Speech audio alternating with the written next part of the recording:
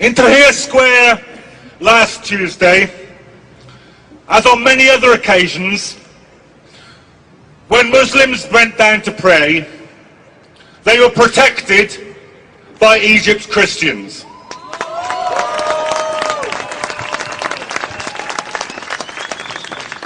Tomorrow, I just received this message from my friends in Tahrir Square right now.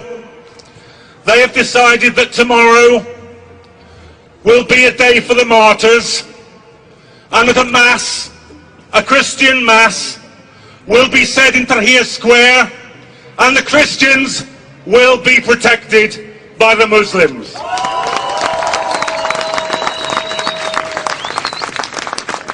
So my message to David Cameron today is this: don't lecture us about British values.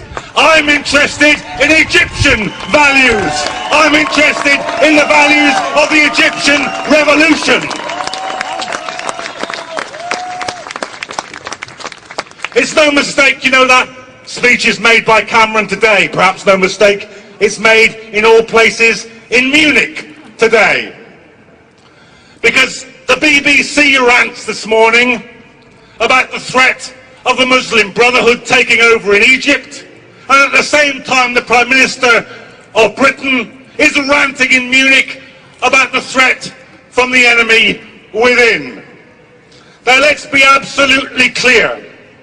What every Muslim I talked to said in Egypt, what every Christian I said to talked in Egypt, what every socialist I talked to said in Egypt, what every trade unionist I talked to in Egypt said, this is a people's revolution against the plutocrats, the murderers, the torturers, the globalizers, the corporations.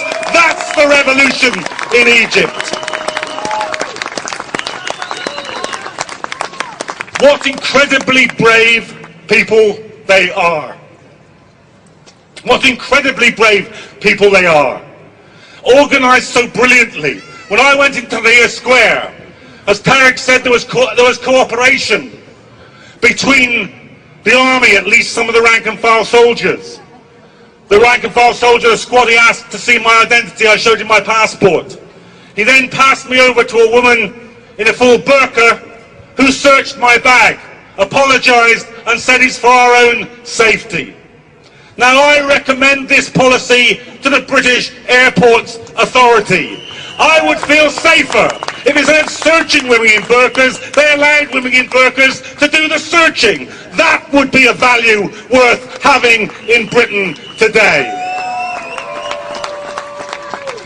And we all know what the link is between this and war. Because just imagine this for a moment. Just conduct now in your own mind this small thought experiment. What if there had been no war in Iraq? What if there had been no million dead, no occupation? What would now, after Tunis, after Cairo, after Egypt, what would the headline that we would be reading say? I think it would say this: Saddam Hussein's regime shaken to its foundations by mass demonstrations in Baghdad. That's what it would be reading. And that is the way that we would be dealing with all the Arab dictators. It is people power. It is the power of revolution. It is the power of self-organization, which is the only way that it is worth getting rid of dictators. Now the Egyptian revolution as we speak is on a knife edge. We've seen it this week, the beauty of the revolution occupying Tahrir Square, the ugliness, the depravity, the brutality of those mobs of plainclothes policemen, of hired thugs trying to drive the revolutionaries off the square. And then that fantastically brave response as they pushed them all the way down Tahrir Square and out the exit by the Egyptian Museum. And then yesterday, the masses returning and holding the square. Today, as we meet here, they're arguing with the army officers. A senior army general has just spoken from the platform in Tahrir Square and said, I'm worried you're being manipulated. But the people there are chanting, We won't go until he goes. We won't go until he goes. The soul, the heart, the existence of the Egyptian revolution is at stake. And every last thing that we can do, every last protest, every last meeting, every last letter, every last message, you must do it. Because this revolution is a profound revolution. It can alter the whole imperial architecture of the Middle East. It can deal at one moment the single biggest blow that could be delivered to Islamophobia. It can give a beacon of hope to working people and poor people the globe over.